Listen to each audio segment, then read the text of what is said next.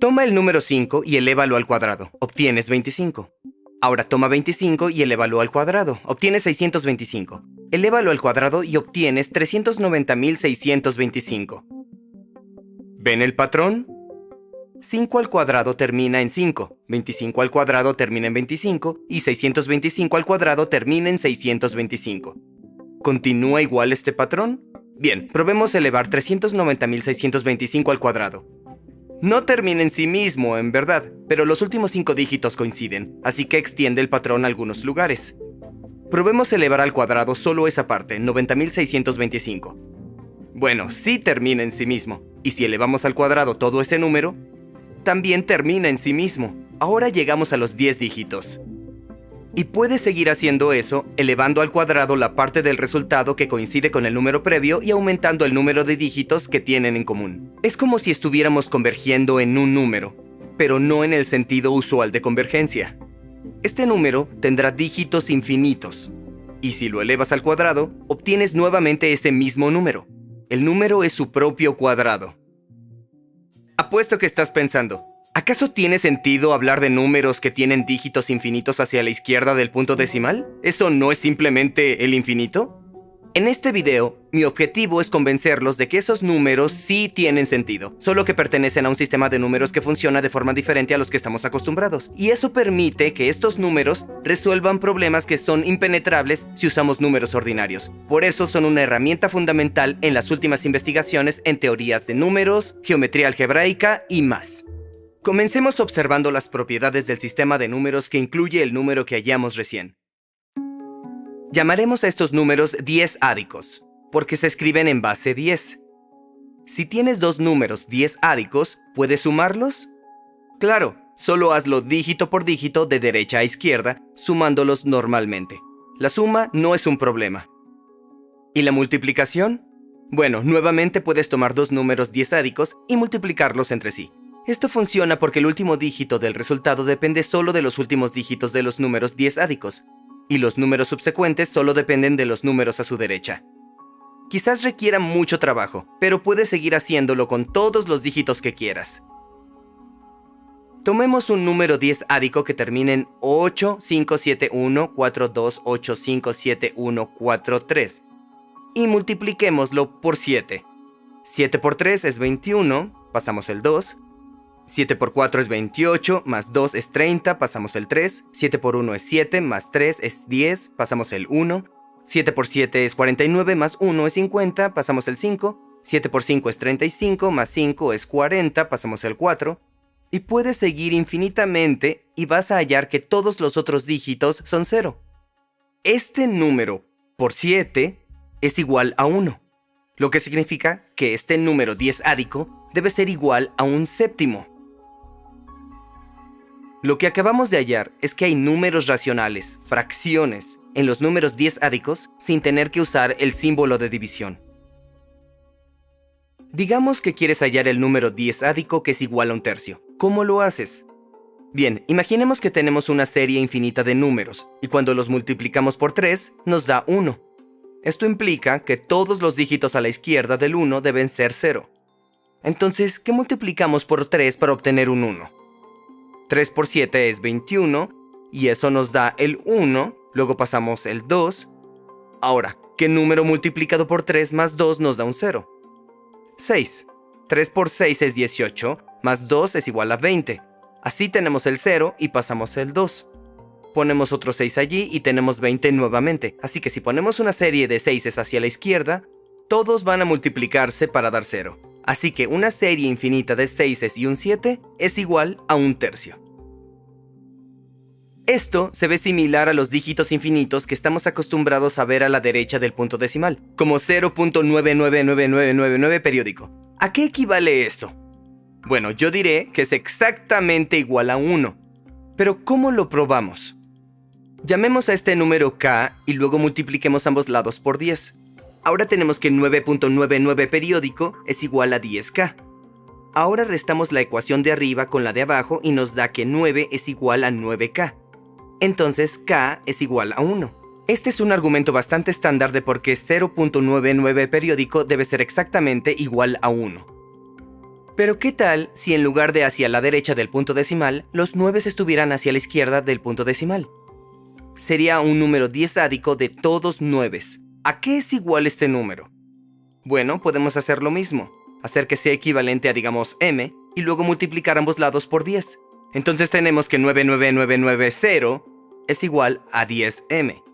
Ahora restamos a la primera ecuación la segunda y nos da que 9 es igual a menos 9m.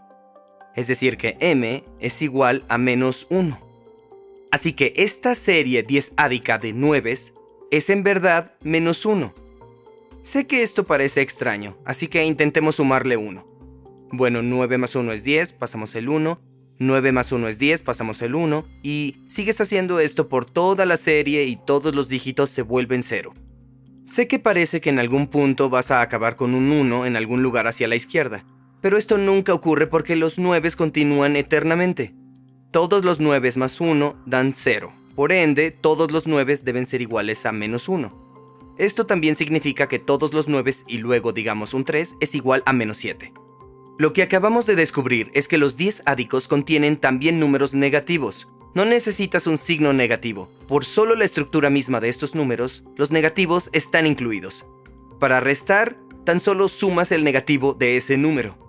Para hallar el negativo de cualquier número diesádico, puedes multiplicarlo por todos los 9 o llevar adelante estos dos pasos. Primero, toma el complemento del 9, es decir, la diferencia entre cada dígito y 9, y luego suma 1.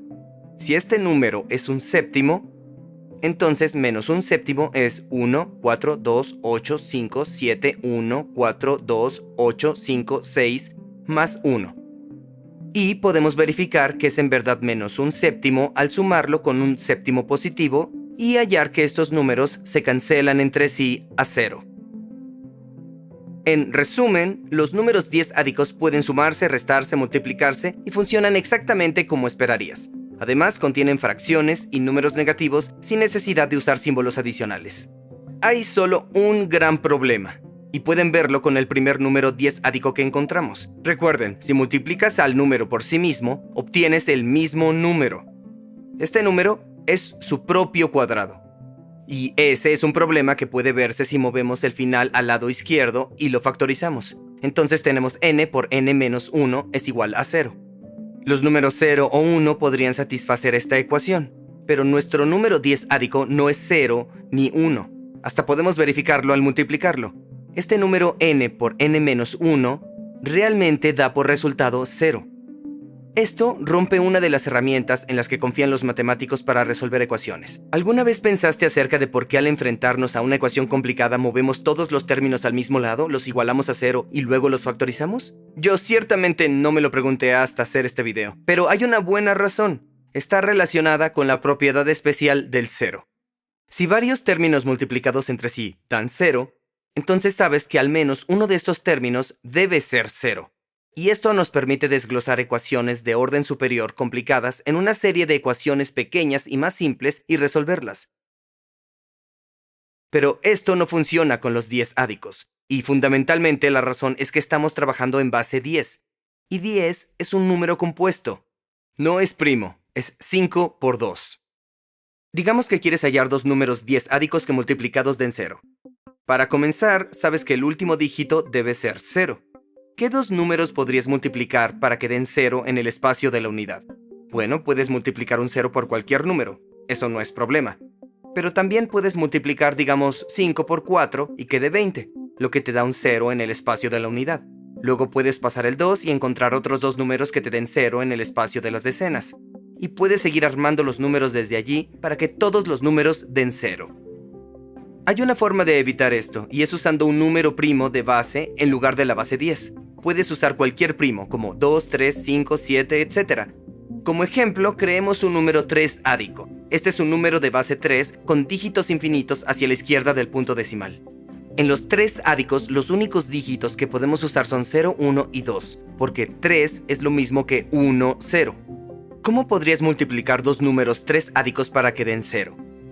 Nuevamente podemos comenzar por solo mirar el último dígito.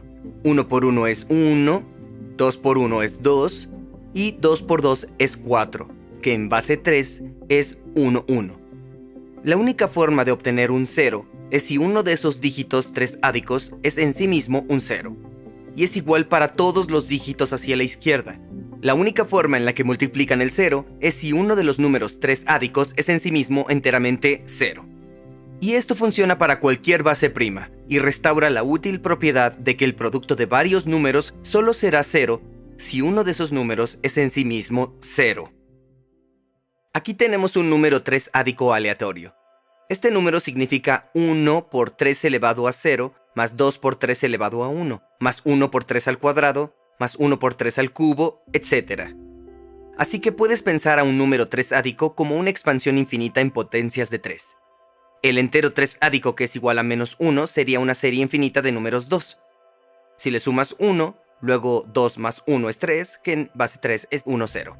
Así que dejas el 0, pasas el 1 y 2 más 1 es nuevamente 1, 0. Pasas el 1 y sigues así eternamente. Los p-ádicos tienen las mismas propiedades que los 10-ádicos, pero además nunca vas a encontrar un número que sea su propio cuadrado por fuera de 0 y 1. Tampoco vas a encontrar un número que no sea 0 multiplicado por otro número que no sea 0 y que dé 0. Por eso los matemáticos profesionales trabajan con p-ádicos, en donde la p es por primos, en lugar de 10-ádicos. Los p-ádicos son una herramienta real. Fueron usados en los trabajos de más de 12 recientes ganadores de la medalla Fields y se involucraron en la resolución de uno de los problemas matemáticos más legendarios de todos los tiempos. En 1637, Pierre de Fermat estaba leyendo el libro Aritmética del matemático de la antigua Grecia Diofanto. Diofanto estaba interesado en las soluciones a ecuaciones polinómicas expresadas en términos geométricos, como el teorema de Pitágoras. En un triángulo rectángulo, x al cuadrado más y al cuadrado es igual a z al cuadrado. La serie de soluciones a esta ecuación es bastante fácil de hallar. Es tan solo un cono infinito.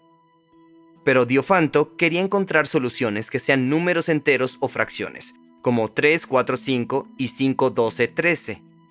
Y no fue el primero. Esta es una tabla de arcilla de la antigua Babilonia de alrededor del año 2000 a.C., con una larga lista de estos triples pitagóricos. Por cierto, esta lista precede a Pitágoras por más de un milenio.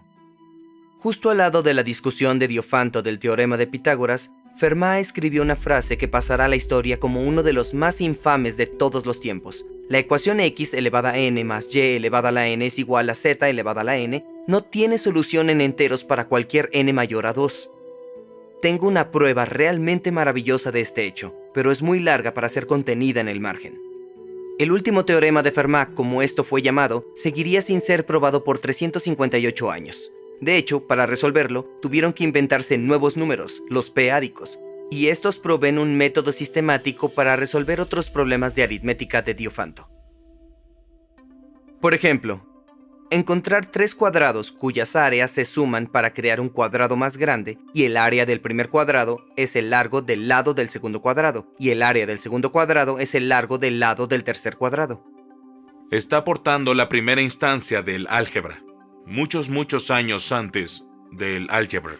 Así que si decimos que el lado del primer cuadrado es x, su área es entonces x al cuadrado. Esto es el largo del lado del segundo cuadrado, que por ende tiene un área de x elevado a 4. Esto es el largo del lado del tercer cuadrado, que tiene un área de x elevado a 8.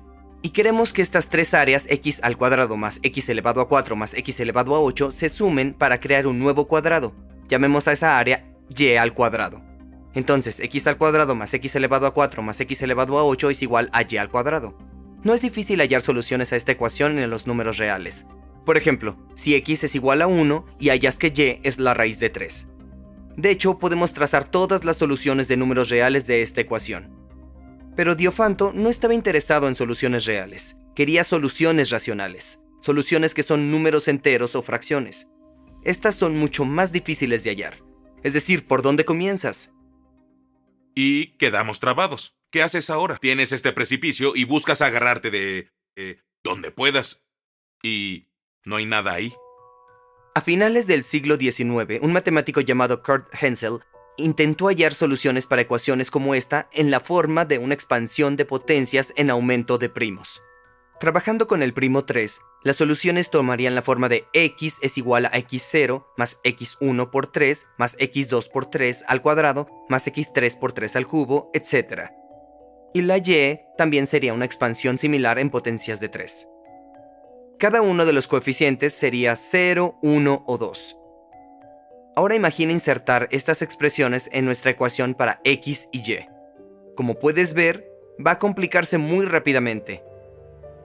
Pero hay una forma de simplificar las cosas. Digamos que quieres escribir 17 en base 3. Una forma de hacerlo es dividir 17 entre 3 y hallar el resto, que en este caso es 2. Sabemos que el dígito de la unidad de nuestro número base 3 es 2. Luego divides 17 entre 9, la siguiente potencia superior de 3, y tienes un resto de 8. Sustraes el 2 que hallamos antes y obtienes 6, que es 2 por 3. Así sabemos que el anteúltimo dígito es 2.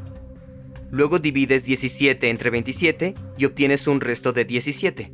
Sustraes el 8 que ya habíamos hallado y queda 9. Así que el dígito de 9 es 1. Entonces 17 en base 3 es 122. Lo que estamos haciendo aquí es una forma de aritmética modular. En la aritmética modular los números se resetean a 0 una vez que alcanzan cierto valor llamado módulo. Las horas en un reloj funcionan de forma similar, pero con un módulo de 12. Las horas aumentan hasta 11, pero luego 12 en punto es lo mismo que 0 en punto. Si son las 10 de la mañana, ¿qué hora será en 4 horas?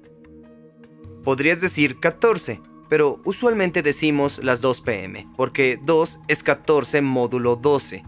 Es 2 más que un múltiplo de 12. En otras palabras, la aritmética modular solo se trata de hallar el resto. 36 módulo 10 o 36 mod 10 es 6. Y 25 mod 5 es 0. Mod 3 significa que tu reloj solo tiene 3 números en él. 0, 1 y 2.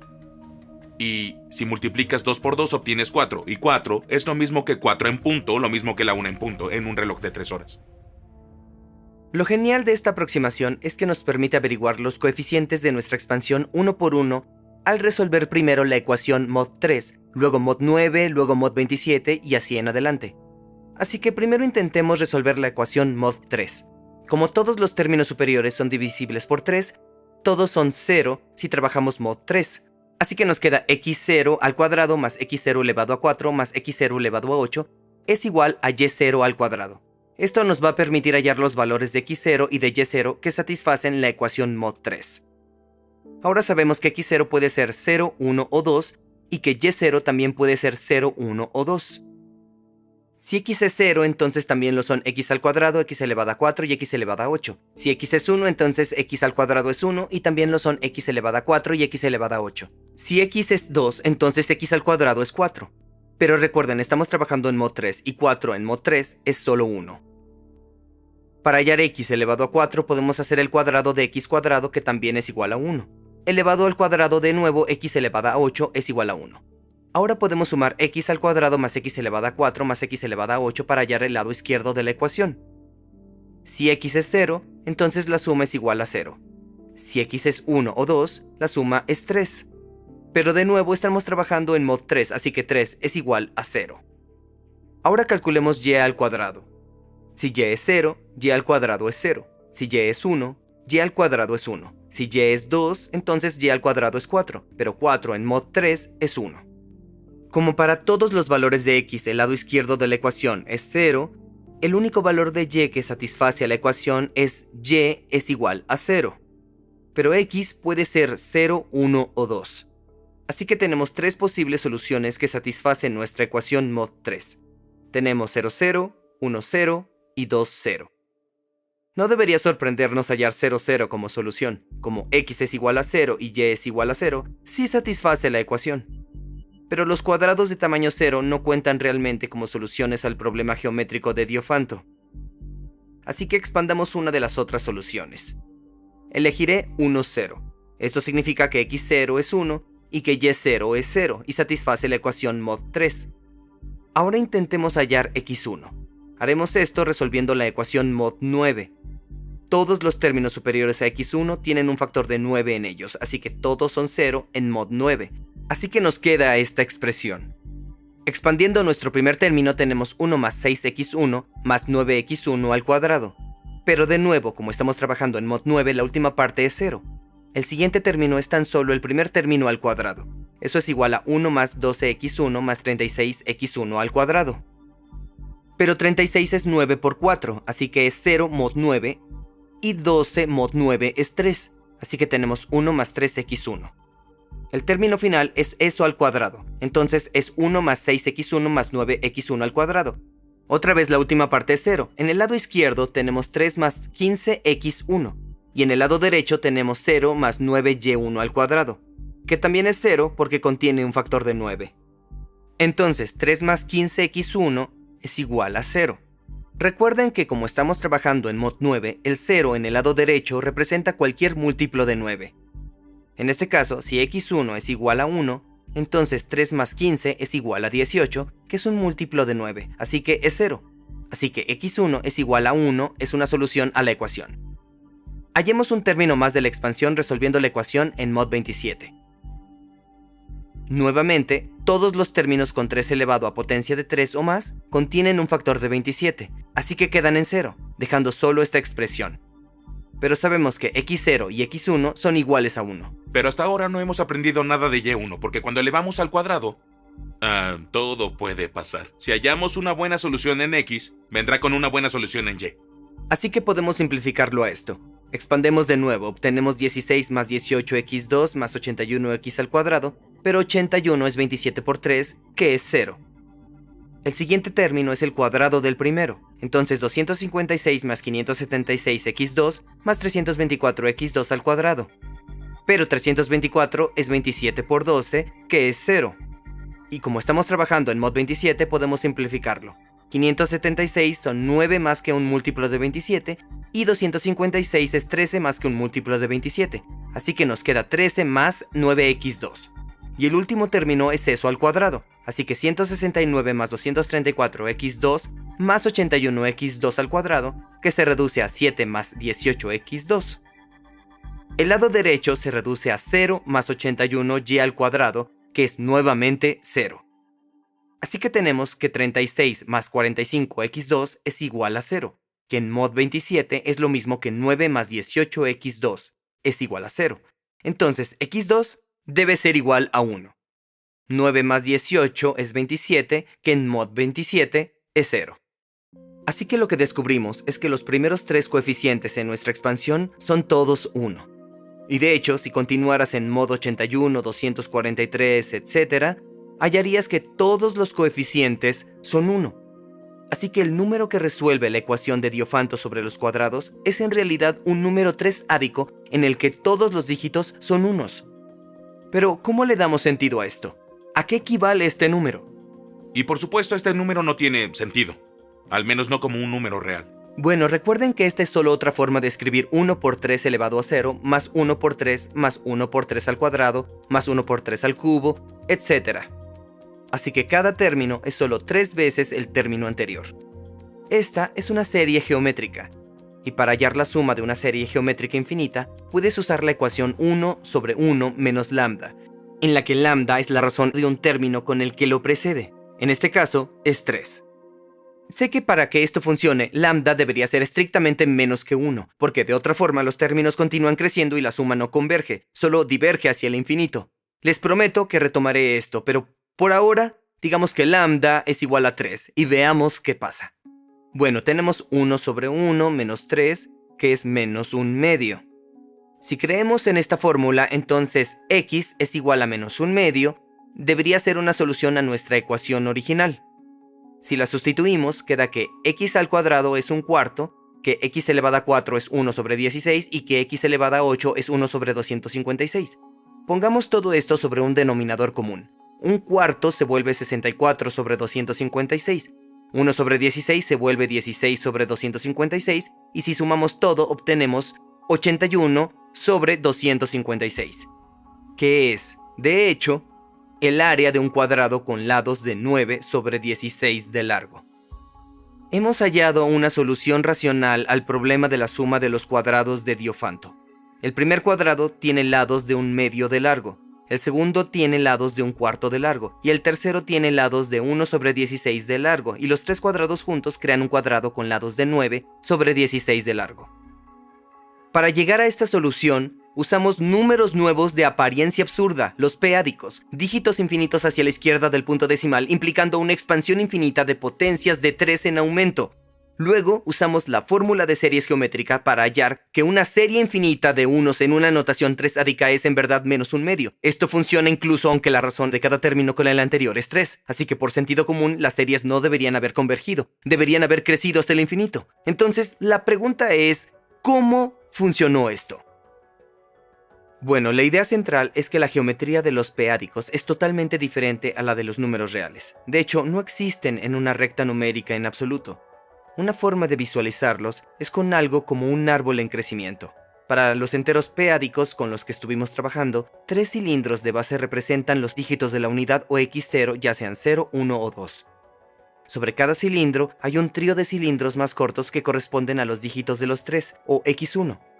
Y continuamos haciendo esto infinitamente, creando un árbol infinito que se ramifica de a 3. Mirándolo desde arriba, se ve como un triángulo de Sierpinski. Cada número 3-ádico está representado aquí como una pila de cilindros infinitos que se vuelven más cortos y angostos a medida que suben.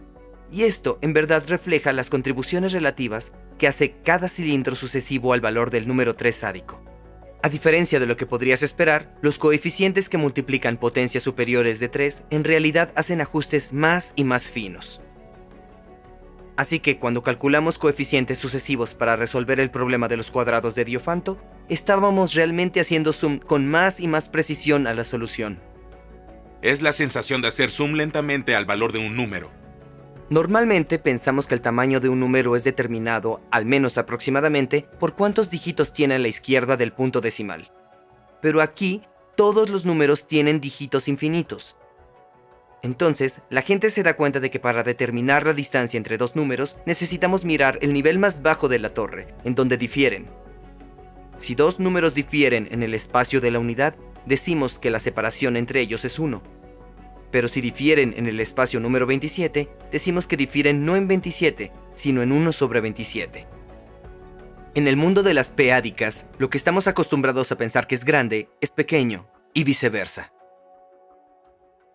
Si tenemos un número, digamos S1, que será una secuencia como 2 por 1, más 1 por 3, más 0 por 3 al cuadrado, más 1 por 3 al cubo, más 2 por 3 elevado a la cuarta, etc.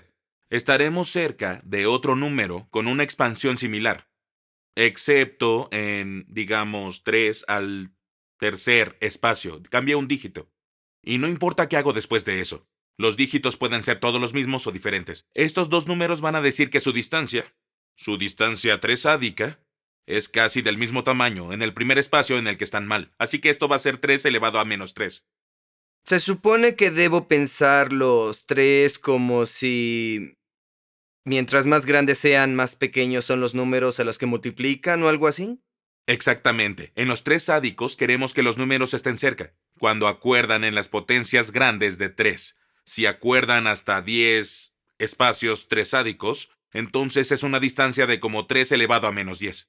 Y resulta que si haces esta cosa loca, si intercambiamos lo que creemos que es grande y pequeño, todas las demás leyes de la matemática funcionan en la forma usual. Es por esto que la suma geométrica funcionó, aunque creímos que iba a inflarse hasta el infinito. Tienes que abrir tu mente a otras nociones de tamaño, y cuando lo haces aparece todo este otro mundo, y es un mundo muy útil. Al igual que los números negativos se volvieron útiles, también sus raíces cuadradas se volvieron útiles. Esto se siente más loco que los números negativos o las raíces cuadradas de los negativos. Solo porque es menos familiar. Y puedes probar que esta noción de tamaño encaja en el criterio que querrías para un valor absoluto. ¿Qué queremos que sea un valor absoluto? Debería ser no negativo, así que el valor absoluto de cualquier número x debería ser no negativo, y el valor absoluto debería ser 0, solamente si ese número es en sí mismo 0. Esto se llama definida positiva. Debería ser multiplicativa. Si tomo x por y los multiplico, eso debería ser lo mismo que el valor absoluto de x por el valor absoluto de y. Y quiero una propiedad más, que es que si sumas x y y, ¿debería dar lo mismo que el valor absoluto de x más el valor absoluto de y? No, pero debería ser como mucho la suma, ¿no? Es la desigualdad del triángulo. Así que tienes lo multiplicativo, definida positiva y desigualdad del triángulo. Me das solo estas tres cosas muy abstractas y puedo probar que tu función es, en verdad, el valor absoluto usual o uno de estos valores absolutos p-ádicos. O lo que le da el 0 al 0 y el 1 a todo lo demás. Ese es el valor absoluto trivial. Estos son los únicos juegos que puedes jugar con los números racionales que te dan valores absolutos que se comportan de la forma que queremos. Esta geometría hace a los p-ádicos mucho más desconectados si los comparamos con los números reales, y esto es en verdad útil para hallar soluciones racionales para una ecuación. Hay muchas menos soluciones p-ádicas en las cercanías de una solución racional. Si intentáramos la misma estrategia de resolución del problema de los cuadrados de Diofanto dígito por dígito en los números reales, estaría destinada a fracasar, sencillamente porque hay demasiadas soluciones reales por todas partes. Se interponen en el camino. En dos artículos revolucionarios de 1995, uno de Andrew Wiles y el otro de Wiles y Richard Taylor, finalmente probaron el último teorema de Fermat. Pero era imposible que la prueba fuera a la que Fermat se refirió en el margen, porque usa en abundancia los números p-ádicos. La prueba de Wiles del último teorema de Fermat usa el primo 3 y luego en cierto punto se atora con el primo 3 y tiene que cambiar al primo 5. Y eso literalmente se llama el truco 3-5. Había algo que funcionaba con el primo 3 la mayor parte del tiempo, pero a veces no funcionaba, y cuando no funcionaba con el primo 3 sí funcionaba con el primo 5. Cada primo te da un sistema de números sin ninguna relación, al igual que estos no están relacionados con los números reales. Hay una cita genial que me gusta de un matemático japonés, Kazuya Kato. Dice: los números reales son como el sol, y los p-ádicos son como las estrellas. El sol bloquea las estrellas durante el día, y los humanos duermen por la noche y no ven las estrellas, a pesar de que son igual de importantes. Espero que este video les haya permitido a ustedes al menos un vistazo de esas estrellas.